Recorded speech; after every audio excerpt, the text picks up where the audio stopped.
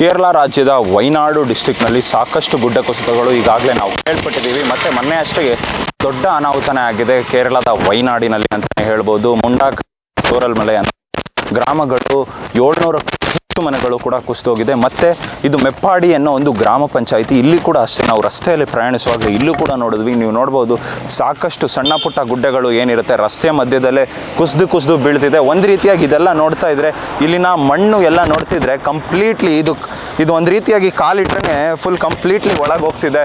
ಇಲ್ಲಿನ ಮಣ್ಣು ಒಂದು ರೀತಿಯಾಗಿ ಕಂಪ್ಲೀಟ್ಲಿ ಸಾಫ್ಟ್ ಆಗೋಗಿದೆ.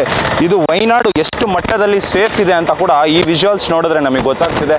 ಮತ್ತು ಇಲ್ಲೊಂದೇ ಕಡೆ ಅಂತಲ್ಲ, ಇನ್ನು ಸ್ವಲ್ಪ ಮುಂದೆ ಹೋದರೆ ಇಲ್ಲೂ ಕೂಡ ಅಷ್ಟೇ ಕಂಪ್ಲೀಟ್ಲಿ ಮೇಲಿಂದ ಒಂದು ಸಣ್ಣ ಪುಟ್ಟ ಏನು ಗುಡ್ಡಗಳಿರುತ್ತೆ ಚೂರಾಗಿ ಸ್ವಲ್ಪ ಮಟ್ಟದಲ್ಲೇ ಕುಸಿಯೋದಕ್ಕೆ ಸ್ಟಾರ್ಟ್ ಆಗಿದೆ.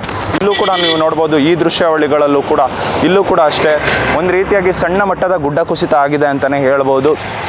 ಇದೇ ರೀತಿ ಕಂಪ್ಲೀಟ್ಲಿ ಈ ಮಾರ್ಗದಲ್ಲಿ ಹೋಗುವಾಗ ಇಲ್ಲಿಂದ ಸುಮಾರು ಒಂದು 20-30 ಕಿಲೋಮೀಟರ್ ಪ್ರಯಾಣಿಸೋವರೆಗೂ ಕೂಡ ಇದೇ ರೀತಿಯಾಗಿ ಒಂದು 500 ಮೀಟರ್ 1 ಕಿಲೋಮೀಟರ್ ಮಧ್ಯದಲ್ಲೇ ಈ ರೀತಿಯಾಗಿ ಕುಸಿತಗಳು ಆಗಿದೆ ಅಂತಲೇ ಹೇಳ್ಬೋದು.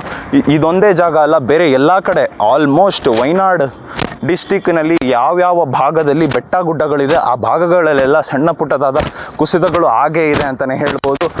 ಈ ರೀತಿಯಾಗಿ ಕೇರಳದ ವೈನಾಡಿನಲ್ಲಿ ಎಲ್ಲ ಕಡೆ ಒಂದು 500 ಮೀಟರ್ಗೂ ಸಹ ಸಣ್ಣ ಮಟ್ಟದಲ್ಲಿ ಮಣ್ಣು ಕುಸಿತ ಆಗ್ತಿರೋದ್ರಿಂದ ಇದಕ್ಕೆ ರಾಜ್ಯ ಸರ್ಕಾರ ತಡೆಗಟ್ಟಲು ಏನಾದರೂ ಒಂದು ಕಾರ್ಯವನ್ನು ಕೈ ತೆಗೆದುಕೊಳ್ಬೇಕು. ಇಲ್ಲ ಅಂದರೆ ಇದೇ ರೀತಿ ಮುಂದುವರೆದ್ರೆ ಮುಂದಿನ ದಿನಗಳಲ್ಲಿ ಯಾವುದೇ ಒಂದು ಪ್ರವಾಸಿಗರು ಬರೋದಕ್ಕೂ ಕೂಡ ಆಗೋದಿಲ್ಲ, ಮತ್ತೆ ಬರೋದಕ್ಕೂ ಕೂಡ ಸಾಕಷ್ಟು ಎದುರ್ತಾರೆ ಅಂತಲೇ ಹೇಳ್ಬೋದು.